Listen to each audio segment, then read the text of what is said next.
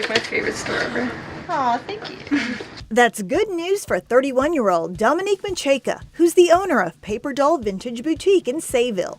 To truly understand her business background, we have to go back to when Dominique was 7 years old. Even as a kid, I would bring lollipops to school and have a lemonade stand. And it continued into her tween years when she would sell antique items online.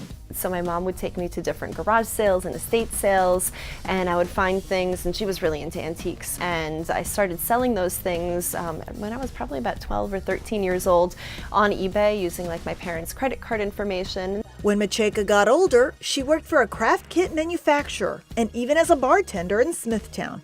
She would also sell clothes through eBay and Etsy. When the economy got bad, Dominique thought she would take her years of business experience and decided to open her own store. Certain ones like these I could either get custom made or this one I order, so I could get a bunch of these in bulk. PaperDollVintageBoutique focuses on styles from the 1920s through the 1970s. The styles and pieces are so unique that it's something that nobody else is going to be wearing, so it's fun to find those unique items that really help define who you are and what your taste is. The oldest piece of clothing is a dress that dates back to the late 1800s, early 1900s. It's very, very delicate. It's got whaleboning on the inside. It's got a lot of fine detailing here, and it's more of a display piece than it would be a wearable. She also sells jewelry made right here on Long Island. But this isn't your typical jewelry.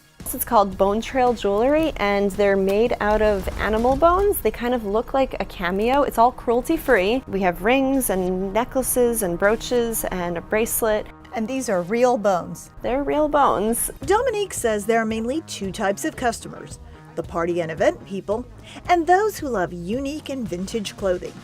Lisa Candela of Medford is shopping for her daughter's wedding.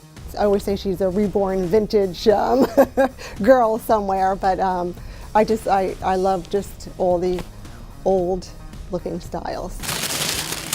About 5 years ago, when Macheca was putting the business together, she started taking classes at the Small Business Development Center. That helps you kind of figure out what a business plan is and how to put together a business plan, which really put a lot of what a store is in perspective and what it really takes. Because when you put together a business plan, you put together the monthly costs of rent, of utilities, of what your expenses are personally, so what you need to bare minimum pay yourself to kind of live off of, the cost of inventory.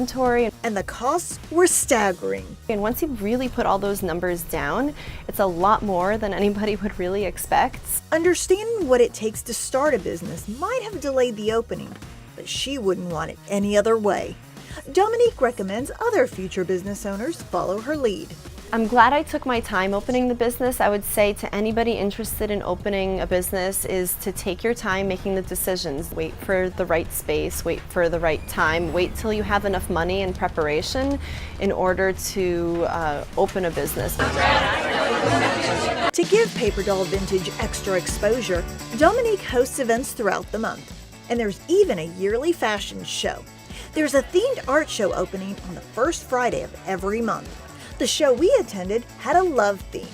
This event brings in people of all ages.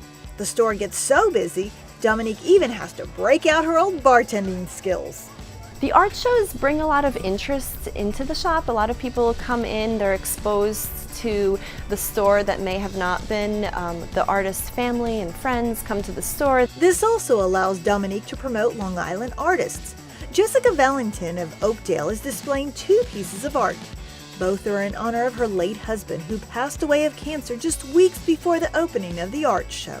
There's a vibe of, great characters that live on the island that want to create interesting art. So this is a great place for us to showcase that. The boutique sells both vintage and reproduction clothing. The profit margin for both styles is about the same. The difference is the overhead cost involved with selling vintage clothing. Not only is it the cost of the item itself, but it's the time that I spend obtaining, finding. I also get everything cleaned or repaired, and then that goes into the cost. 60% of her income is from vintage clothes. 40% comes from the reproductions. The average dress price is about $50. All profits are invested into the website and into the launch of the e-commerce store. It's a lot of responsibility, and I'm constantly working every day, all day, in some capacity or another on the business. And that's how this enterprising lemonade stand owner turned her small business into a repeat Best of Long Island vintage clothing store winner.